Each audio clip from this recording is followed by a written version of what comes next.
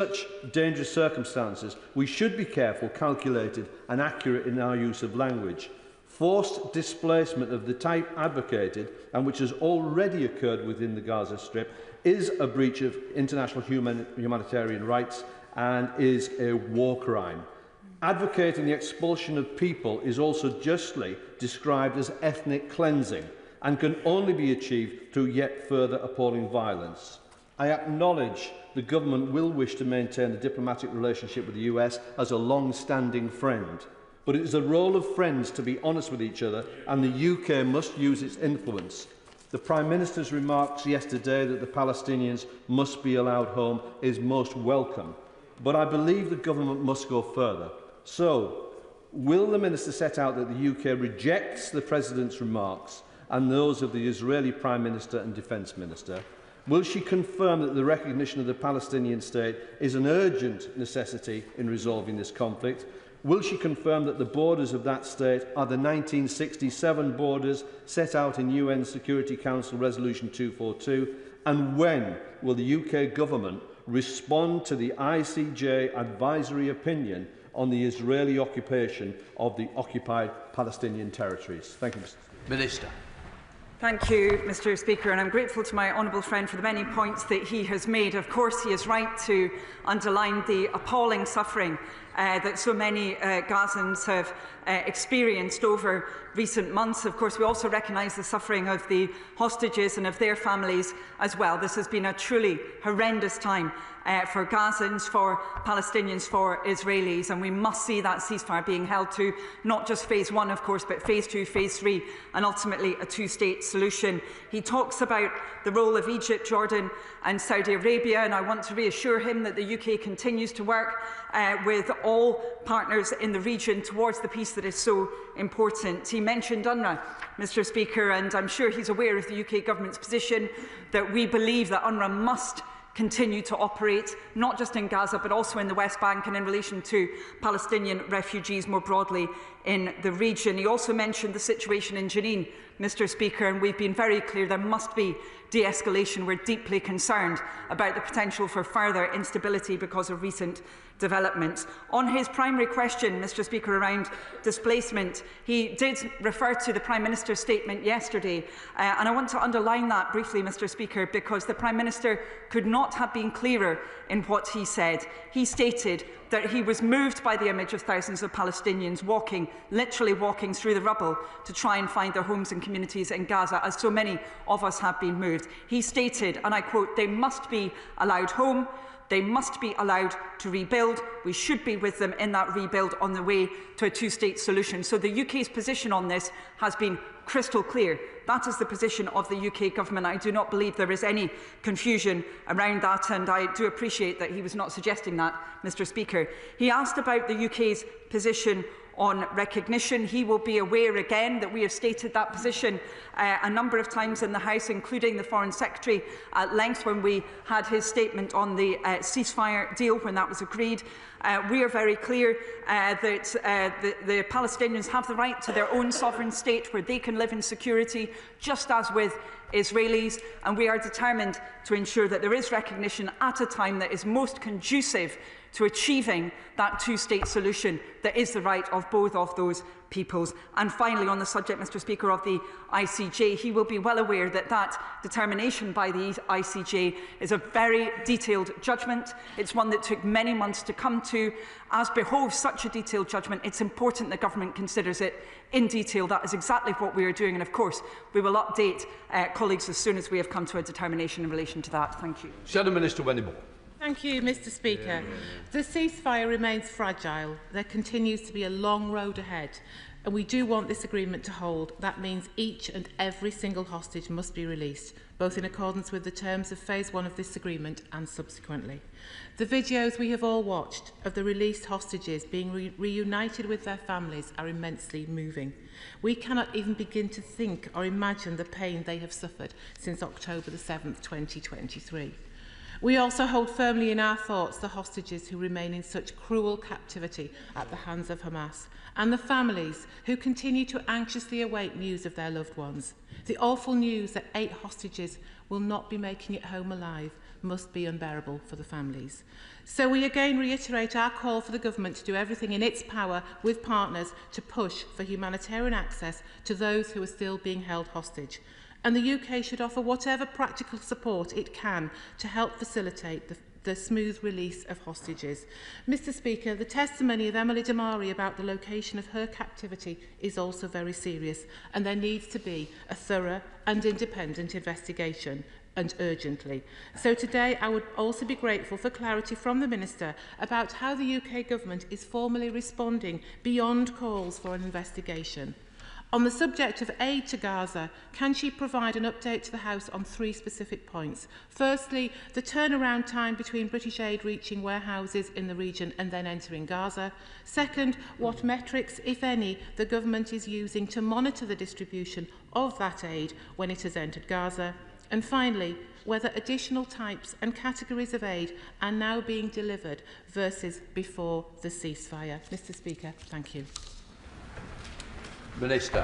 Thank you, Mr Speaker. I'm very grateful to the Right Honourable Lady for all of her questions, but also, of course, for the concern that she expressed about the situation for the hostages and those who remain, and, of course, their families. I had the privilege of meeting the brother of Emily Damari when I was in Tel Aviv, and some other hostage families, and obviously their suffering has been extreme, and clearly, as she said, it's been particularly harrowing for those the families of the 8 hostages who have died. In addition to that, of course, I know the whole House will recognise the pain and suffering that has been undergone by the very large number of Gazans who have lost their lives, of course, the large numbers of unaccounted for people. And I think, Mr Speaker, it would be almost unimaginable for many of us to put ourselves in the shoes of some of those returning now to their former homes, in some cases seeking to find out whether their family members are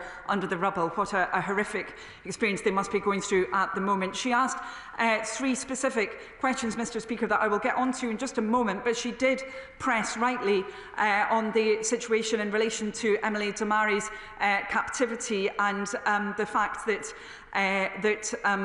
there were allegations that Emily Damari had been held in UNRWA facilities. Commissioner Lazzarini, who is the head of UNRWA, has stated that claims that hostages have been held in UNRWA premises are disturbing. I agree with him. I welcome UNRWA's call for independent investigations into any misuse of its facilities, as indeed has been the case previously. And of course, the Colonna report was investigating other allegations, and the UK has worked with UNRWA to ensure that those investigations have been thorough and that the appropriate changes have been made. On her specific questions, Mr Speaker, she asked about the turnaround times for UK aid getting into Gaza. Certainly we have seen a far speedier throughput of aid getting into Gaza, Mr Speaker. We do, however, need to see a situation, and I'm sure she would agree with me, where commercial shipments of goods are actually getting into Gaza. That is going to be necessary for the scale of food and other supplies that is required there. So we continue to push the government of Israel to enable that as quickly as possible. In terms of the metrics that are being used around the distribution of that aid, we're working closely with trusted partners on this. We continuously monitor the distribution of UK supplies, as she would expect. Now, much of our activity has been joint with other countries as well as with UN agencies, and we're working really closely with them on this because we need to make sure that aid is delivered where it's needed. And then lastly, Mr Speaker, she asked whether there had been a change in the types of aid. We do need to see, of course, access for tents in particular, other forms of shelter, for medical supplies. When I was in Jordan, I saw some medical supplies that had not been able to be delivered into Gaza, so we need to see access for those. We've seen improvements in some areas, but we need to see further improvements there, given the scale of the challenge. And I'll just say finally, Mr Speaker, that's especially the case when it comes to water and sanitation, where we've seen a lot of destruction, and there needs to be quite urgent action to set that in a better position. Thank you. Can I just say to those who are 7 minutes late, please don't embarrass each other by standing. Laura Kirk-Smith. Thank you, Mr. Speaker. We've seen a really worrying escalation of violence in the West Bank at the same time as this fragile peace has been found in Gaza. Large parts of Jenin refugee camp have been completely destroyed by Israeli security forces, and thousands have been forcibly displaced. UNRWA services have been interrupted. What measures is the Minister taking to ensure that Palestinians can live safely and securely in their homes in the West Bank? Minister. I'm very grateful to my honourable friend for raising this issue, and of course she has considerable expertise in the area of humanitarian support, as do many other members in the chamber. The UK is very concerned, as I said in my previous response, about the situation in Jenin, which we continue to monitor very carefully. We are clear that peace and stability in the West Bank is in everyone's interest, Mr. Speaker, in the State of Israel's interest as well as for Palestinians. And on the 18th of December, the UK called on Israel to stop illegal settlement expansion on Palestinian land. That was in a statement to the UN Security Council meeting on the occupied Palestinian territories, and we're considering all options to take further action.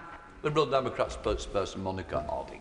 Thank you, Mr. Speaker. President Trump's proposals for the forced displacement of Gaza's 2.2 million inhabitants would constitute a grave violation of international law, threatens the fragile ceasefire and the return of the hostages. Will the Minister condemn them? Mr. Speaker, the Palestinian people have a right to self-determination and to a state of their own, as has been British policy for decades. So will the government now finally commit to an immediate recognition of a Palestinian state along the 1967 borders? The welcome ceasefire has given us the opportunity to flood Gaza with aid, but the freeze to US aid funding is reportedly impacting the humanitarian response as NGOs are forced to lay off aid workers. So will the Minister share what the impact has been on the humanitarian response in Gaza, including British-funded programmes, and what conversations is the government having with our American partners to persuade them that abolishing US aid would be a dire mistake? Minister. Thank you, Mr. Speaker, and I'm grateful to the Honourable Lady for the important points that she has raised. Mr. Speaker, the UK's position on the right to return could not be clearer. I quoted previously the Prime Minister's remarks on this, which were most definitely in strong relief that Palestinians who are going back to their homes and communities in Gaza must be allowed home, they must be allowed to rebuild, and of course that is in line with international law, Mr. Speaker, so there's no doubt about the UK's position on this whatsoever.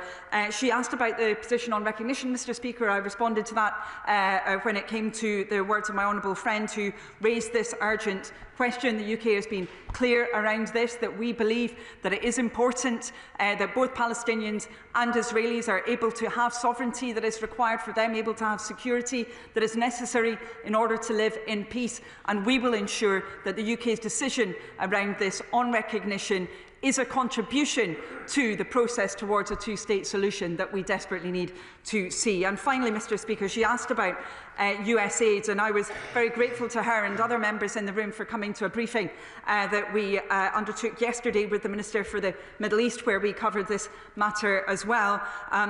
So we obviously, as the UK, note the US decision to pause foreign aid funding for 3 months pending a review. Of course, there has been a lot of commentary around this. This is a fast-moving situation, but it's one that we are monitoring very closely indeed, as she would expect. Of course, this is a matter for the United States. We are very clear as the UK, Mr. Speaker, that we must continue to do what we can to support people in Gaza, that we must provide that life-sustaining support, that we must work with a whole range of partners on this, and we will continue to do so. Thank you. Phil Brittle. Mr. Speaker, vast swathes of infrastructure in Gaza have been destroyed. So what work is the government undertaking to support the Palestinian people rebuild their homes and their communities, as is their right under international law? Minister.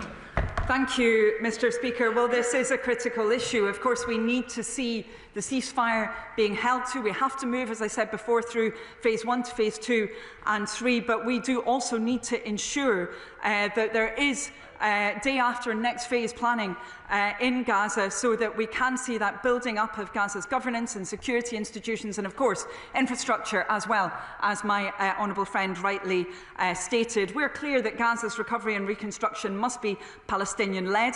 We have supported the Palestinian Authority in particular in relation to this. I'm very proud that we have UK expertise which has been supporting that work so that that important reconstruction can continue at the required pace and scale. But of course, we need to see the ceasefire holding in order to enable that.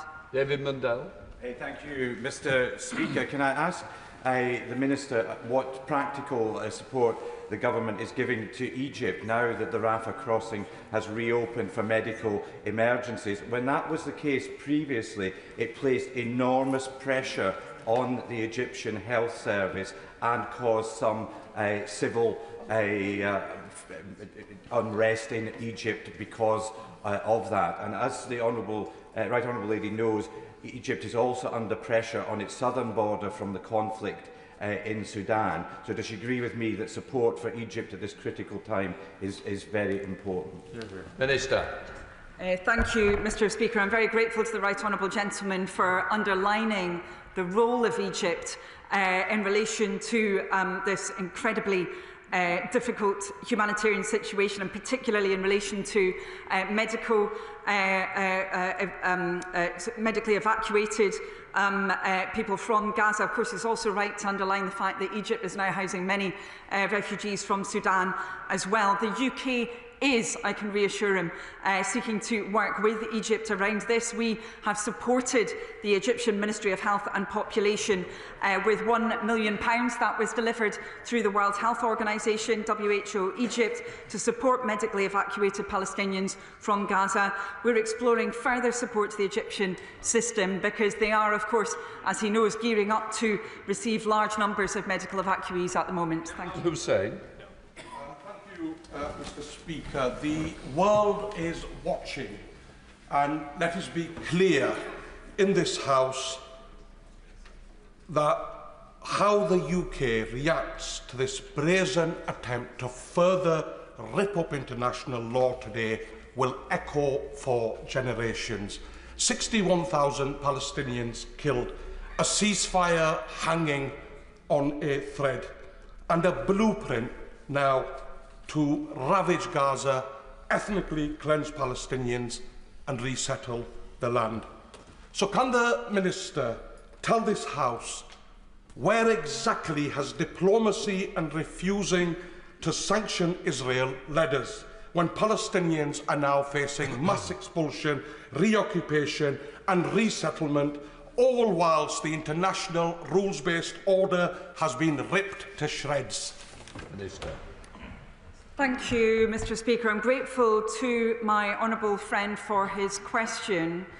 I believe it has been incredibly important for the UK to engage diplomatically in relation to this conflict. I think it's absolutely right that we have sought to work with partners on these issues, that we have supported, for example, statements within the UN Security Council, that we have worked with partners in the region, that we have sought to achieve change, that we've sought to ensure that that ceasefire which was agreed was achieved. The release of hostages, we need to see more release, that surge of aid into Gaza, and ultimately that we work with other countries towards the two-state solution that is so necessary. I believe that has been important, Mr. Speaker, and I believe that members in this House would not have forgiven the UK government if we had not engaged in those actions determinedly. He asked about the UK's position and referred to the situation in relation to right to return particularly. We again have stated this very clearly, indeed at the highest level, with the Prime Minister's statement on this yesterday, when he said that those who are literally walking through the rubble to try and get back to their homes and communities in Gaza must be allowed home. And of course, in saying that, he is restating international law, Mr. Speaker. Kate Malthouse. But, Mr. Speaker, does the Minister not accept that how we got here is after 16 months of weakness and vacillation by this government and the one previously, as we contemplate, as she said, hundreds of thousands of people returning to their homes to dig their relatives out from under the rubble, the welcome return of hostages, the 40,000 odd orphans and even more amputees, does she not recognise that the hot air that we've heard from both governments, frankly, has got us to a situation where the Israelis are demolishing buildings in Jenin with people still inside them, and the President of the United States openly contemplating the forcible transfer of the Palestinians? And if she accepts that vacillation, could she, just for the avoidance of doubt, confirm a couple of things? First of all, are Arabs, and particularly Palestinians, entitled to the same protections under international law as everybody else? And secondly, do we still affirm our support for UN Security Council Resolution 3236, which guarantees the Palestinians safety, security and sovereignty in their own land? And if that's the case, when is she going to stop just talking about it and actually take steps and action to enforce these matters in law? Minister. Thank you, Mr. Speaker. As the Right Honourable Member is aware, and indeed we discussed this previously, this UK government has taken a different approach to the previous government on matters of accountability. We were very clear that the UK's arms export regime had to be held to, that it had to be operated in line with international humanitarian law. That underwrote the decisions that we took in autumn. As we said we would examine that regime and deliver on it, we did examine that regime and suspend a number of licences. He's also aware about the new UK government's different position in relation to the legitimacy of the ICC, of the ICJ and also of UNRWA. And of course he is aware that we resumed funding to UNRWA as well. I believe it's important, as I said before, and I don't want to labour the point because there's so many members who want to get in. I believe it's important the UK has engaged in diplomacy around this, that we have sought to work with our partners, and I believe members would expect the UK government to do that, to engage with the UN on these matters rather than to walk away, Mr. Speaker. Of course, I would underline that international law is universal. It must be. That is its founding principle. It operates regardless of circumstance, regardless of which population and which individuals we are talking about. And we have been very clear on his last point about that right to return. Thank you.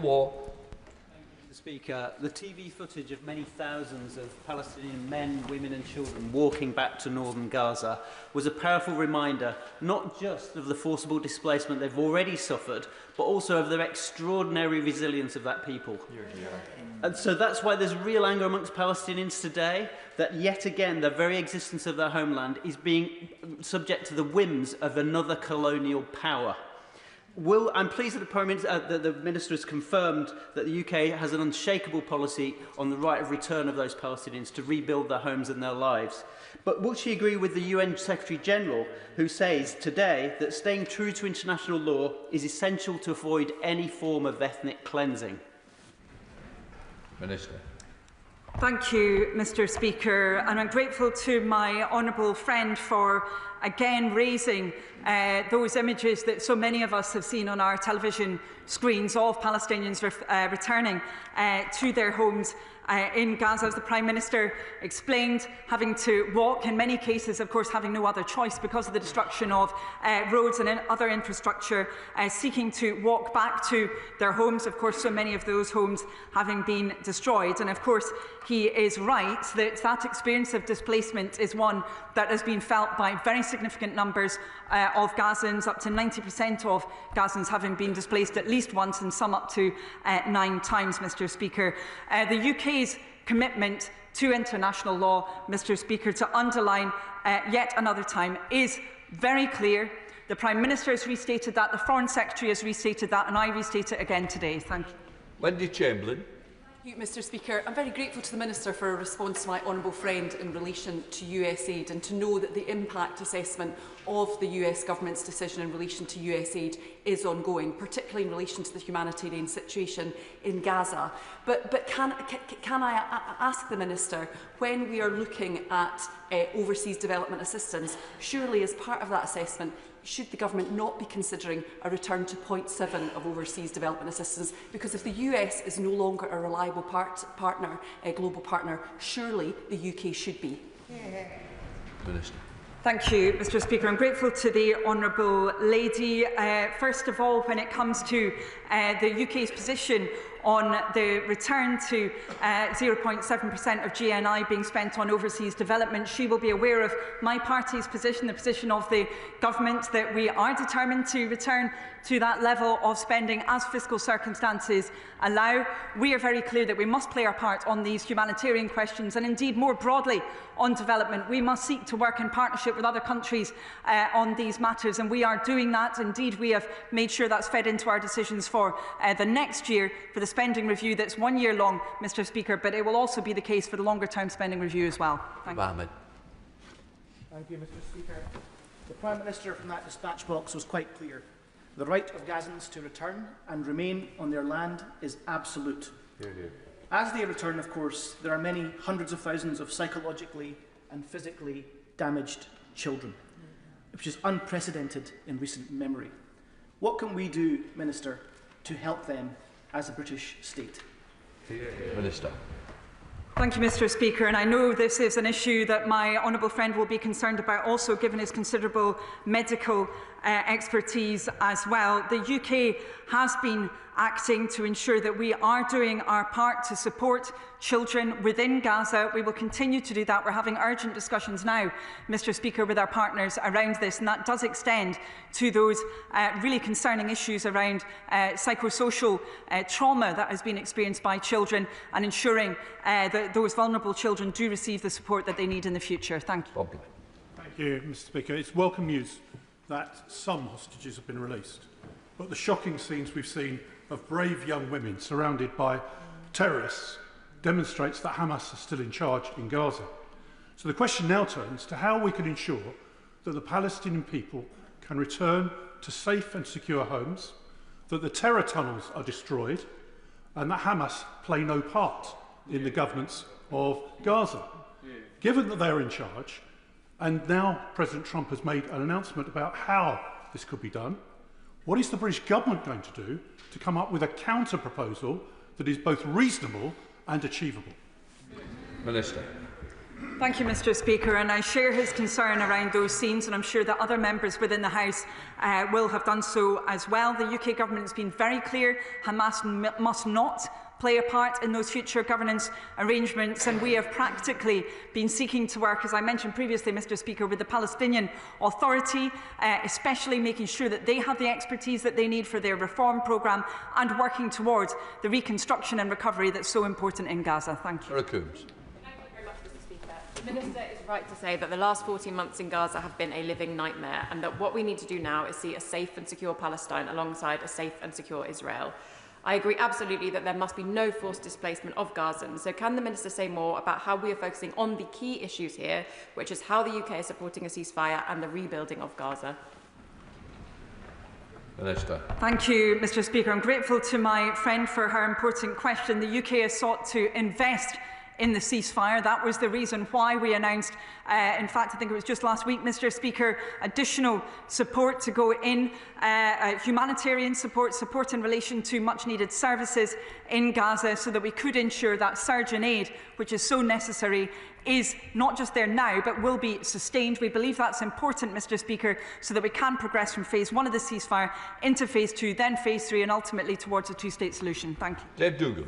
Thank you, Mr Speaker. No amount of rowing back by the US State Department can change that what the United States President intimated earlier on this week amounts to ethnic cleansing. Is the UK government of the same view that what his plan would amount to, if prosecuted, would be ethnic cleansing? And if not, what does the UK government understand ethnic cleansing to be? And I've heard an awful lot of warm words from the government and ambition about what we believe in, what we stand for, what we've delivered around the immediate humanitarian crisis. But don't let's forget that the horrors that have happened over the last 18 months are because of the vacuum that has been created by international inaction over the plight of the Palestinians for the last 50 years. What will this government do to change that drastic situation? Minister. Thank you, Mr Speaker. I did list the decisions that the UK government took, which were different from those of the previous government a few moments ago. We have been determined to ensure that when it comes to the ICC and the ICJ, for example, that we're very clear about their jurisdiction, that also we remove that ban on UNRWA funding as well, and that we've supported, for example, moves at the UN through the Security Council that have been specifically focused on trying to push forward the two-state solution that is so important. And, Mr. Speaker, I'd refer to my previous remarks about the Prime Minister himself underlining the importance of that right to return. Thank you. Rachel Hopkins. Thank you, Mr. Speaker. Yesterday we welcomed the Prime Minister's comments saying that Palestinians must be allowed home, they must be allowed to rebuild, and we should be with them in that rebuild on the way to a two-state solution. Yet settler violence continues to increase against Palestinians. So would the Minister confirm that this government has no intention of lifting the sanctions the UK has imposed on Israeli settlers and settler groups? And in fact, would it consider expanding those sanctions? Minister.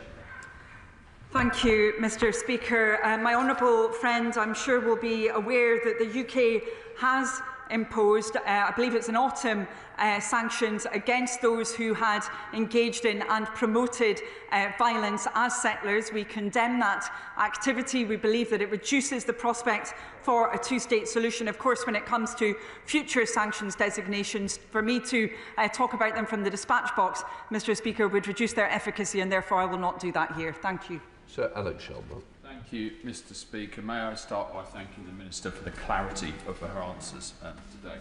Mr. Speaker, we're all aware that Iran played a major role through their anti-Semitic regime in funding Hamas, in funding Hezbollah, with the stated aim of destroying the state of Israel. Therefore, may I ask the Minister if there is to be faith in the reconstruction of Gaza, people who want to do that are going to have faith that there is a secure situation.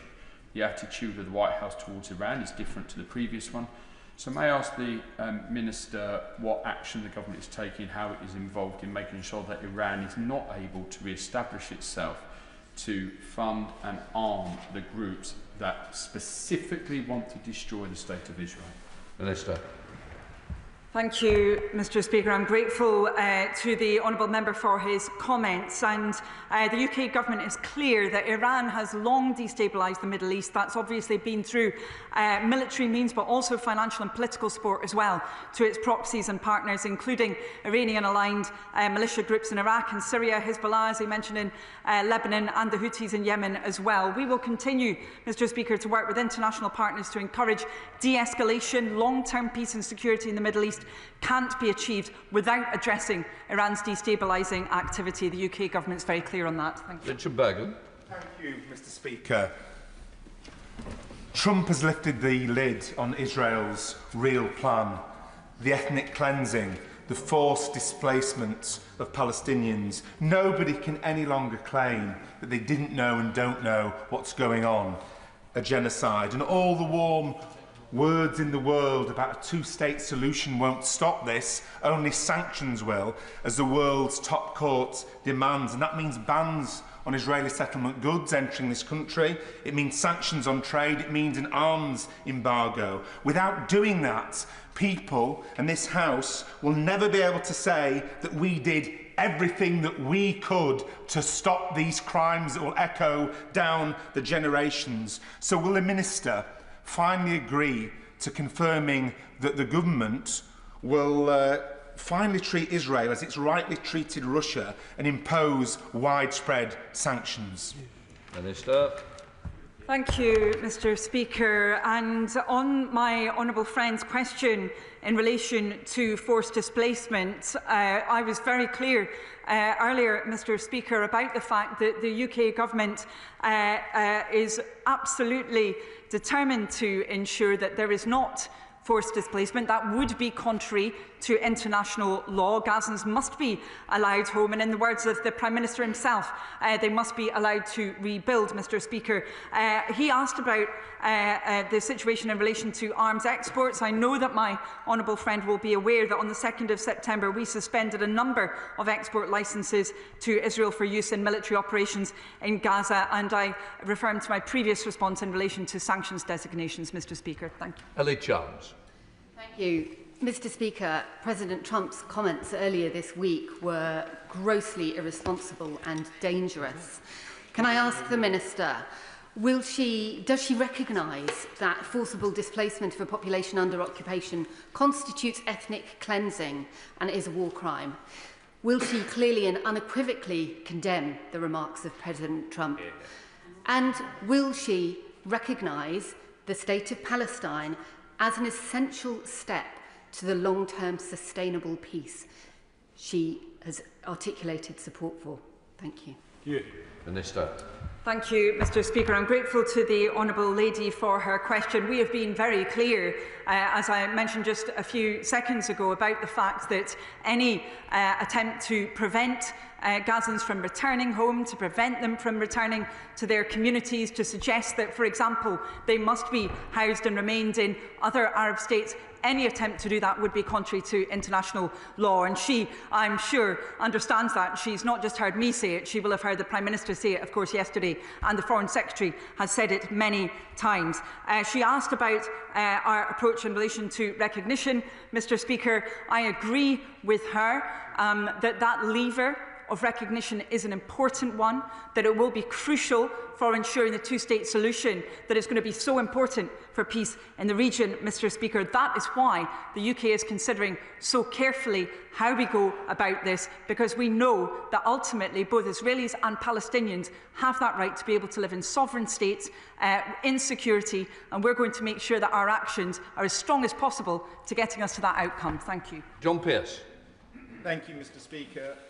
I very much welcome the Minister's unequivocal commitment to a two-state solution, and the Government is right to reject anything that risks undermining the ceasefire and the release of the remaining hostages. But no top-down political solution is going to be sustainable unless we build trust between Israelis and Palestinian communities and support the peace builders of the future. The Prime Minister has committed the UK to taking a lead on an international fund for peace between Israelis and Palestinians. Can the Minister please provide an update on what progress is being made on that fund? Minister. Thank you, Mr. Speaker. I'm very grateful to my honourable friend for what he stated about the clarity of the UK's position when it comes to peace building. I know this is an issue that he is passionate about, as well as many others within this chamber. It's also an area, of course, Mr. Speaker, where the UK does have a certain amount of expertise derived, for example, from those who've been peace building within Northern Ireland, but in other contexts as well. It really is important that we seek to contribute towards this, Mr. Speaker. Of course, the most urgent thing, Mr. Speaker, is to ensure that the ceasefire is held to, that we move from phase 1 to phase 2 to phase 3. But of course, in the future, it will be important to do what we can to contribute to peace building. He's right about the Prime Minister's announcement, and we are right now considering how we can ensure that's delivered. Thank you. Robin Moore. Mr. Speaker, I've been kindly contacted by many constituents, including Maggie Gardner, who have all contacted me deeply concerned about the well-being of Dr. Hussam Abu Shafia, who has been detained by the IDF. I've written to the Foreign Secretary on this, and I know that the government has raised this issue with the Israeli authorities. So can I ask the Minister what explanation has been received in those meetings, and what further work is the Home Secretary undertaking to obtain more detail about this very important case? Minister.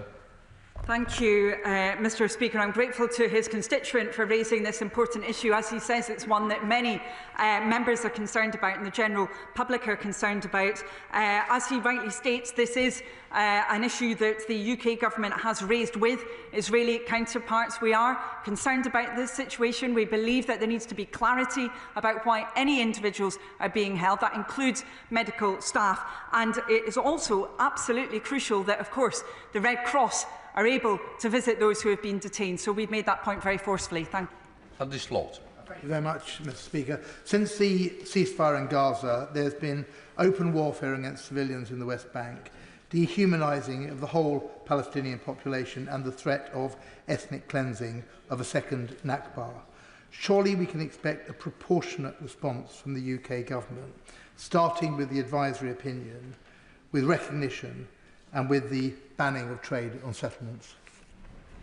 Minister. Thank you, Mr. Speaker. I'm grateful to my honourable friend for raising the situation in the West Bank. We are deeply concerned by the intensity of IDF military operations in the West Bank and attacks from Palestinian militants as well. We do recognise Israel's need to defend itself against security threats, but we are deeply worried by the methods Israel's employed and by reports of civilian casualties, Mr. Speaker, and the destruction of civilian infrastructure. We're very clear. It's in no one's interest to see further conflict and instability. Thank you. Christine Jardine. Thank you very much, Mr. Speaker. I welcome the commitment and the given to the House today by the Minister and the determination over showing our opposition to this disgraceful approach by Trump. But I'm disappointed that she does not see this as the ideal moment in which to commit to recognising the state of Palestine. But also, can she tell us what is being done across government to reassure the communities in this country who've suffered outrageous abuse since October the 7th in 2023? Minister. Thank you, Mr. Speaker. I do want to underline to the honourable lady that we've been very clear. Palestinian statehood is the right of the Palestinian people. It's not in the gift of any neighbour. We're clear that it's essential to the long-term security of Israel as well. And the UK is working with partners to support a path to long-term peace and stability with a two-state solution. On the issue of abuse, Mr. Speaker, and it was quite right that she raised this. Of course, the UK government condemns any form of abuse. We've seen a disturbing rise, Mr. Speaker, in anti-Semitism, also in Islamophobia. All forms of hatred must be condemned and acted against, and of course we're working hard against that, and particularly from the Ministry of Housing, Communities and Local Government, Mr. Speaker. Thank you. Ryan Lisham. Thank you very much, Mr. Speaker.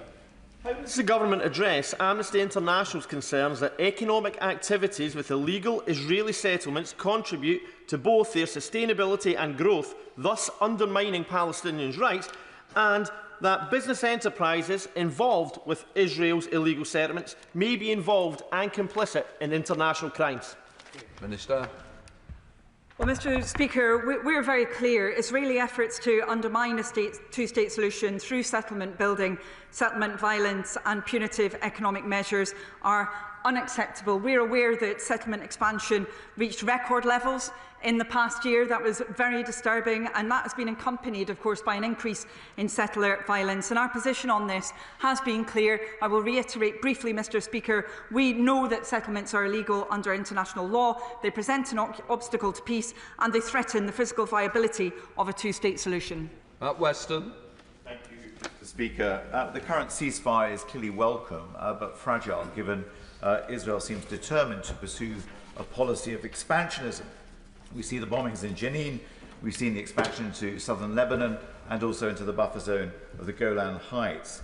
And they will only be emboldened by the irresponsible ramblings of the new US president. So does she agree with me that we are actually witnessing ethnic cleansing? And can I urge the UK government to lead at the United Nations with a new resolution for a Marshall Plan to ensure the rebuilding of Gaza on the terms of the Palestinian people? Minister.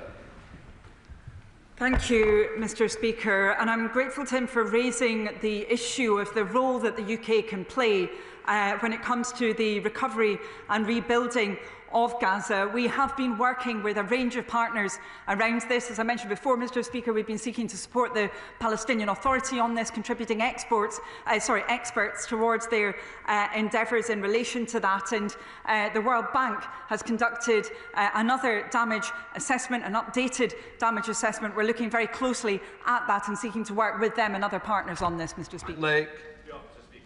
Any proposal that would oversee the forcible transfer of the entire population of Gaza would clearly constitute an egregious breach of international humanitarian law, but also amount to ethnic cleansing. Now, the government has previously emphasised the importance of a rules-based international order underpinned by adherence to international humanitarian law. But how does the government hope to defend and strengthen that order when it appears that yet another permanent member of the United Nations Security Council seems intent on dismantling it?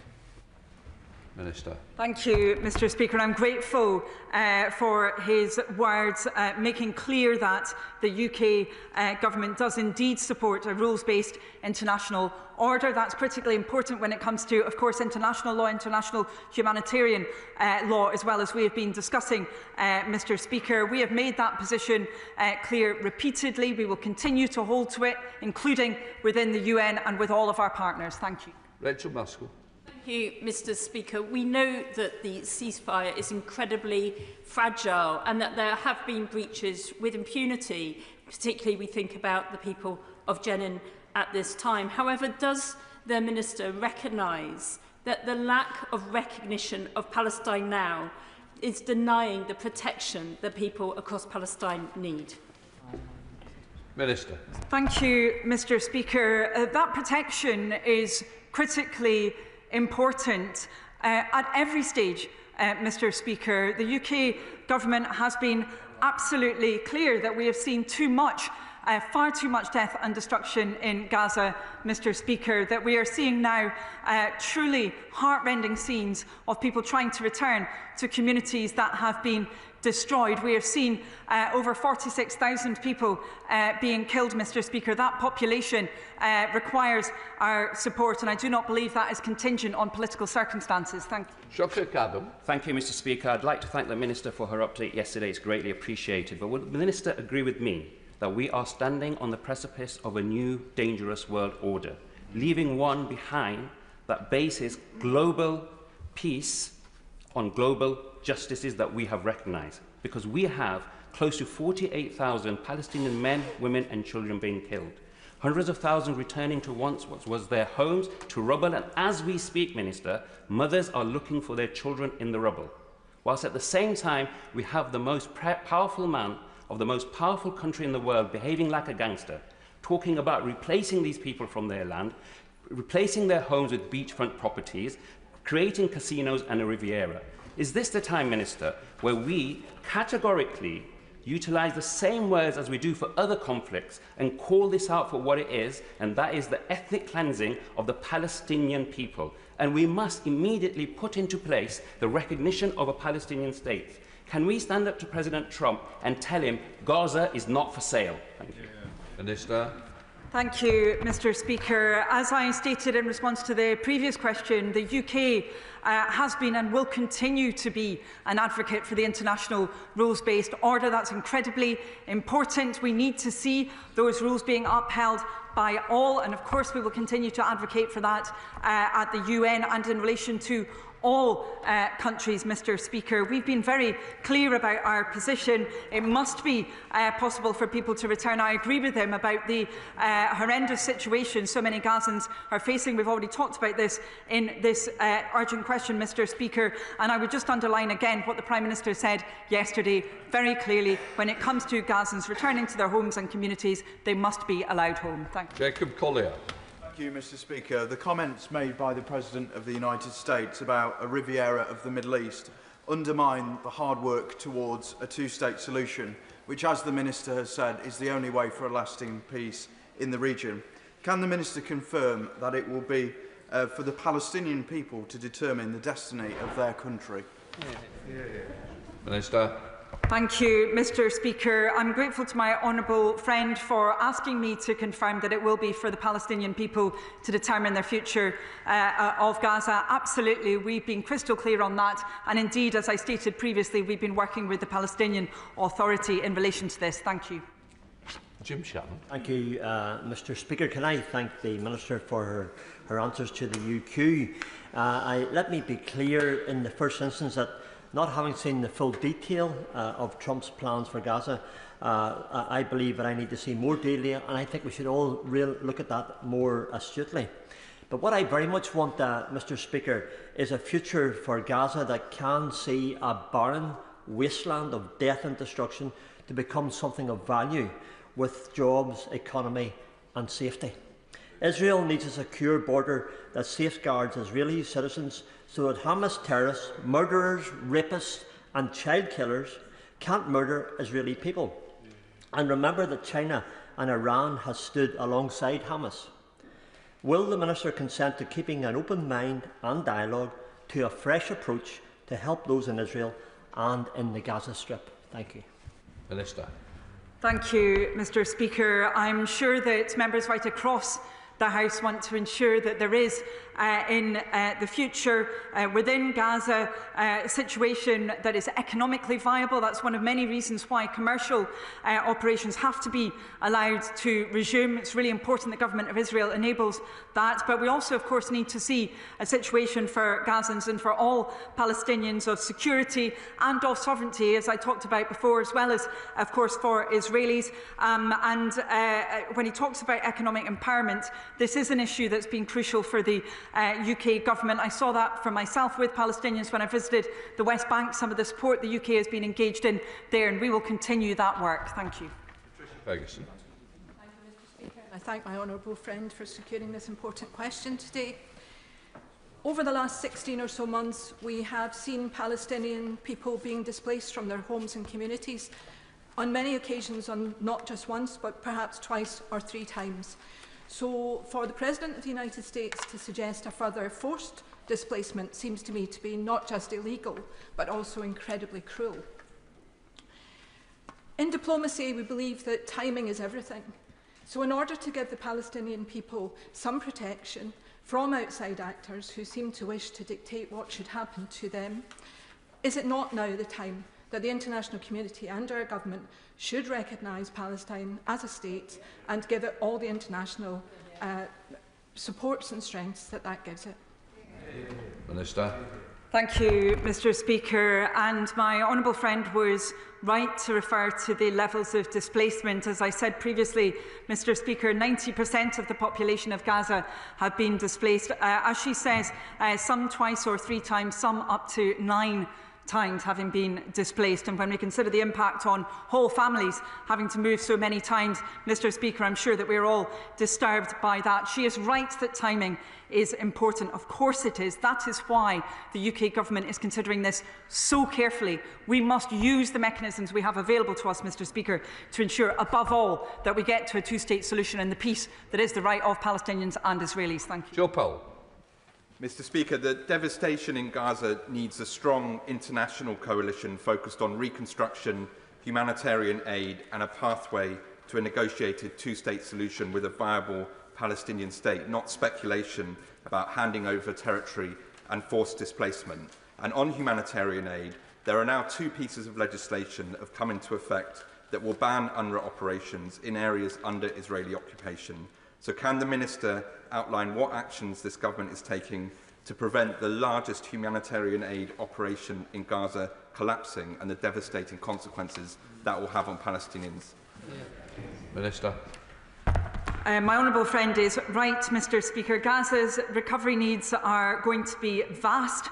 They're extremely serious. The UK is engaged with partners on assessing these and working together so that we can ensure that the unprecedented scale of destruction in Gaza is remediated, and that is going to require, for example, innovative financing mechanisms, and above all, it must be a process that, as I mentioned before, Mr. Speaker, is driven by Palestinians. He talked about UNRWA, Mr. Speaker. I discussed that situation with the Emergency Relief Coordinator a few days ago. We continue to work with partners around this. The UK government's position on UNRWA has been articulated a number of times from this dispatch box. We believe they must be able to continue to operate. Thank you.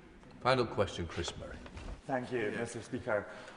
Let us be clear. Palestinian land belongs to the Palestinians, and any implication that they should be forced from it should be unequivocally condemned.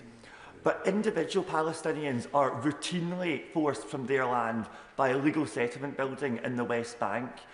Will the Minister join me in unequivocally condemning illegal settlement building in the West Bank? Minister.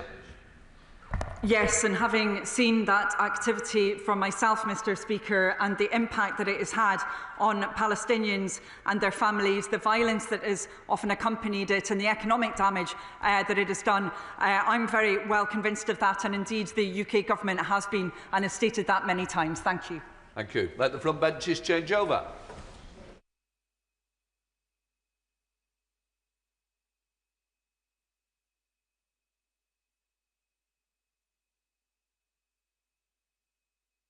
Right, we now come to business questions. Shadow Leader of the House, Jessie Norman. Will the Leader of the House